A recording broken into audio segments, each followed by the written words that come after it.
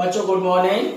आज के लिए आपका टॉपिक है लाइट के अंदर ही जो मैंने लाइट में कल पढ़ाया था, फोकस दूरी और वक्रता त्रिज्या में संबंध। यानी किसी भी दर्पण की फोकस दूरी और वक्रता त्रिज्या, यानी फोकस दूरी पोल से फोकस तक की दूरी फोकस दूरी और पोल से वक्रता केंद्र तक की दूरी वक्रता त्रिज्या, इन दोनों के बीच संबंध। फोकस दूरी को F से लिखते हैं और इसको R से लिखते हैं। ये दूरी R है, ये दूरी F। इसके लिए मान लिया हमने कोई किरण मुख्य अक्ष के समांतर आपतित होती है, तो ये समांतर आ रही है तो ये फोकस से होकर के जाएगी, जानते हो आप लोग।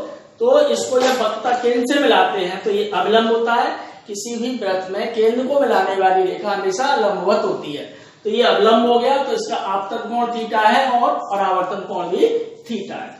ये दोनों कोण थीटा और थीटा 2 थीटा हो गया, तो ये भी 2 थीटा होगा, क्योंकि ये एकांतर कोण है। इस तरीके से देखो कोण बनना है, ये कोण बराबर होते हैं, यानी एकांतर कोण बराबर। ये 2 थीटा है तो ये भी 2 थीटा हो गया, ये 2 थीटा है तो ये थीटा और ये भी थीटा हो जाएगा, ये और ये भी एकांतर कोण है।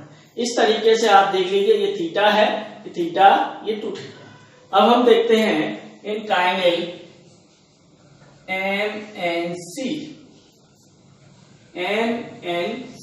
बड़े वाले ट्रायंगल में यहाँ tan थीटा बन रहा है, तो tan theta is equal to होता है, आप जानते हैं सभी लोग, लंब बट्टे आधार, यानी MN बट्टे NC। दूसरा ट्रायंगल MNF में यहाँ 2 थीटा कोण बनना है, tan 2 theta is equal to MN बट्टे NF। tan theta equal to MN बट्टे NC, tan 2 theta equal to MN बट्टे NF।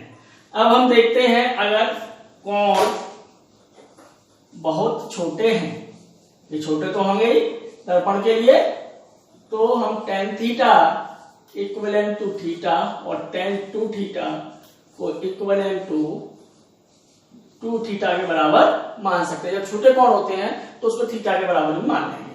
तो यहां से निकल के आया थीटा इक्वल टू MN बट्टे NC तथा 2 थीटा इक्वल टू MN बट्टे NF। थीटा का यहां मान रख देते हैं 2MN बट्टे NC इक्वल टू MN बट्टे NF। MN से MN कट गया तो आपका आ गया NC इक्वल टू 2NF। It means R is equal to 2F। ये आपका रिलेशन आ गया वक्रता त्रिज्या और फोकस दूरी में। यानी जो फोकस दूरी होती है वो हमेशा दर्पण में वक्रता त्रिज्या की आधी होती है। फोकस दूरी किसी भी दर्पण के लिए वक्रता त्रिज्या की आधी होती है, ये आप लोग याद रख लेंगे।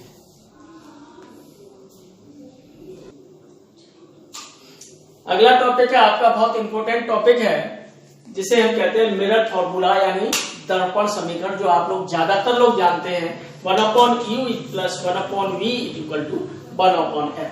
यहाँ पर आप सभी लोग जानते हैं कि u क्या है, वस्तु की दर्पण से दूरी,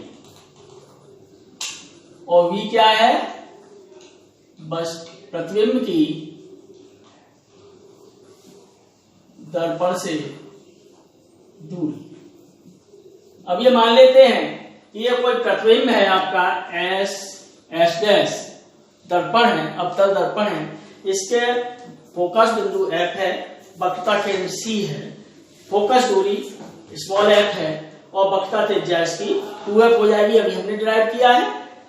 इसके सामने कोई बिंदु वस्तु O डैश रखी है, तो इससे एक समांतर किरण जाएगी O डैश M, जो परावर्तन के बाद बिंदु F से वापस लौटेगी। दूसरी किरण यहाँ से C से जाएगी, वो C से ही वापस लौट जाएगी।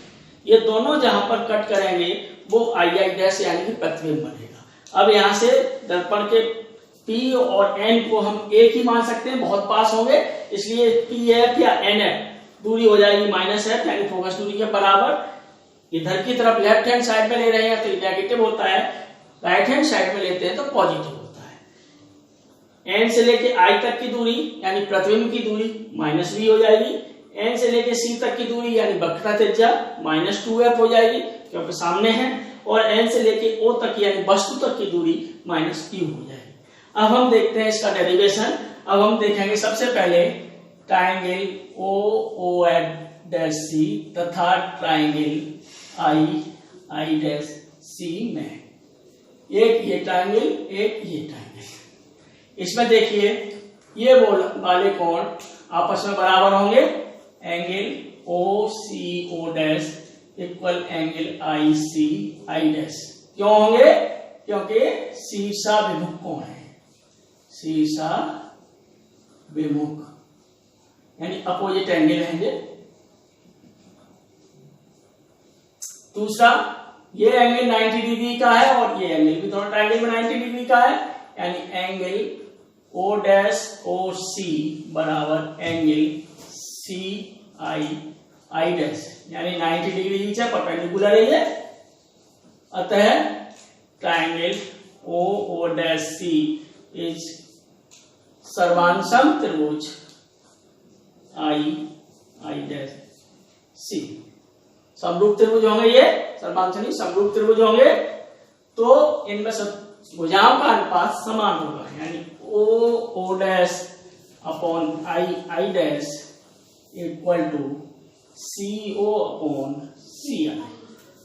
ये आपका पहला समीकरण आ गया। अब इसी प्रकार से ट्राइंगल ये वाला और ये वाला लेंगे। इन दोनों ट्राइंगल में ट्राइंगल एम एन एफ तथा ट्राइंगल एफ आई डैश में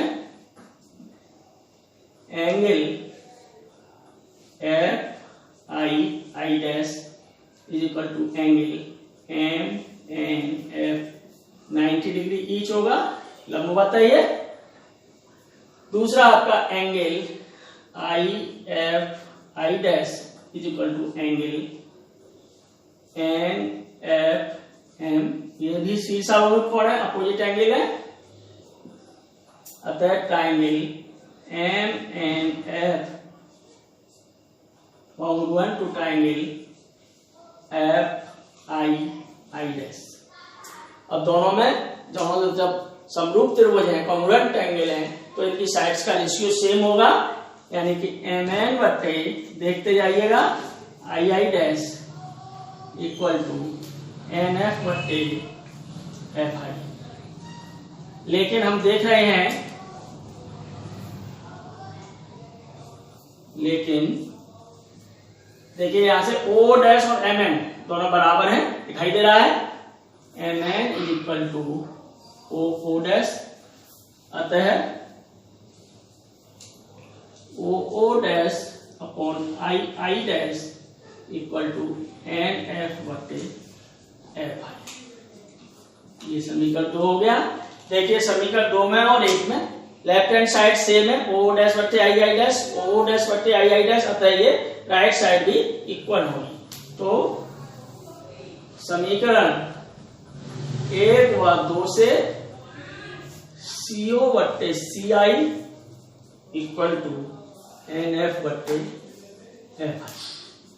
अब CO यहां से यहां तक की दूरी है, ये हमें पता नहीं है, तो इसको हम निकालेंगे NO minus NC, NO minus NC बटे CI हमें पता नहीं है, तो इसे निकालेंगे NC बटे NC minus NI equal to NF, N से लेके F तक की दूरी नो प्रॉब्लम, FI यानी NI में से NF घटा देंगे, NI माइनस NF। अब इनके मान जो मैंने पहले लिख रखे हैं वो सब लिख देंगे। NO का मान माइनस U माइनस NC का मान माइनस 2F, NC का मान माइनस 2F, NI का मान माइनस V, NF का मान माइनस F, NI का मान minus V minus F। Simplify करेंगे minus Q plus 2f upon minus 2f plus v is equal to minus f minus v plus f। अब इनका हम कैंची का गुणा कर देंगे। आप सब लोग जानते हैं कैंची का गुणा करना, तो ये हो जाएगा uv minus uf minus 2vf plus 2f square बराबर हो जाएगा, इसका करेंगे 2f स्क्वेयर माइनस f। अब इसे सॉल्व करेंगे तो uv बराबर हो जाएगा uf प्लस vf। अब हम इस समीकरण में uvf से भाग लगा देंगे तो ये आ जाएगा 1/f equal to 1/v plus 1/u। ये आपका मिरर फॉर्मूला आ गया। इसको आप लोग जरूर तैयार कर लीजिएगा, इसमें कोई भी प्रॉब्लम नहीं आनी चाहिए। दोबारा मैं एक बार समझाने की कोशिश करता हूं। ये आपने आपका अवतल दर्पण है, इसके वस्तु O डैश रखी है, इससे सीधी किरण जाती है, परावर्तन के पश्चात F से लौटेगी, दूसरी किरण O से जा रही है, सीधी वापस लौट जाएगी I से जाती हुई।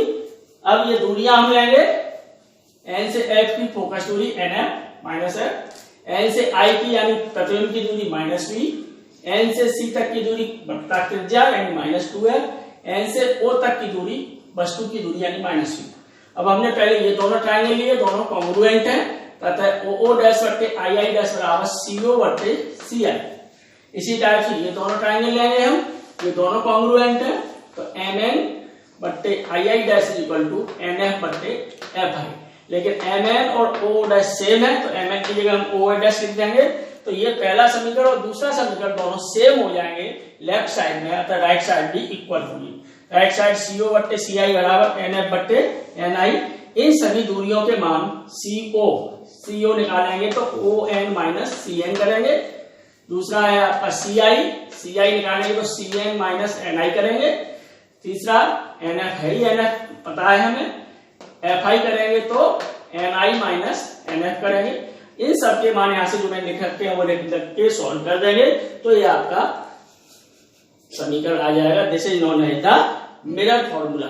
ये दोनों के लिए सत्य है, चाहे उत्तल दर्पण हो चाहे अवतल दर्पण हो। That's all.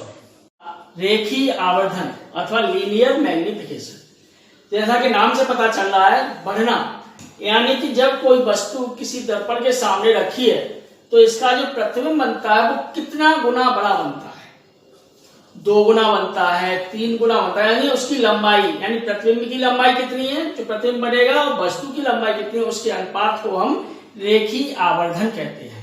तो हमारे पास वस्तु की लंबाई मान लीजिए OO डैश है, इसको O से लिखते हैं। प्रतिबिंब की लंबाई II डैश, ये उल्टा बना हुआ है इसलिए इसमें माइनस I लिखेंगे। वस्तु की दूरी NO is equal to minus U है वस्तु की दूरी, और NI माइनस V है, दोनों सामने हैं इसलिए नेगेटिव लेंगे। यानी किसी दर्पण द्वारा किसी वस्तु के बने प्रतिबिंब की लंबाई और उस वस्तु की लंबाई के अनुपात को हम रेखीय आवर्धन कहते हैं। इसे स्मॉल m से लिखते हैं क्योंकि मैग्निफिकेशन में m आता है। तो रेखीय आवर्धन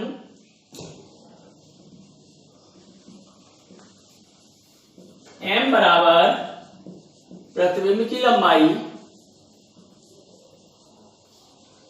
बटे वस्तु की लंबाई,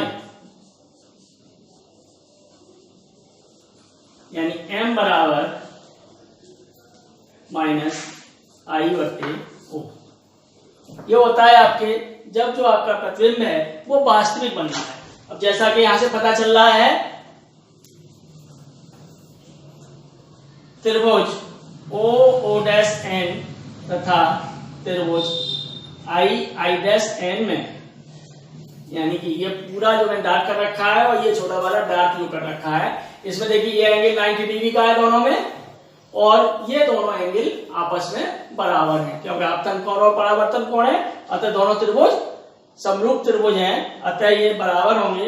इनसे हमें पता चल रहा है OO डैश बटे I डैश बराबर NO बटे NI, अर्थात मैग्निफिकेशन m बराबर माइनस आई बट्टे ओ बराबर माइनस वी बट्टे माइनस यू, या एम बराबर आई बट्टे ओ बराबर माइनस वी बट्टे you.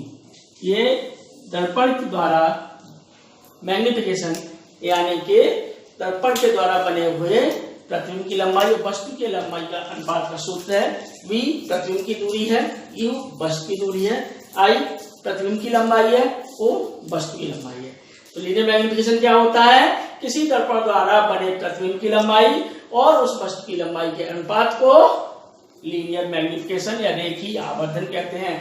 The ratio of image formed by a mirror and the length of object is known as the linear magnification of the mirror।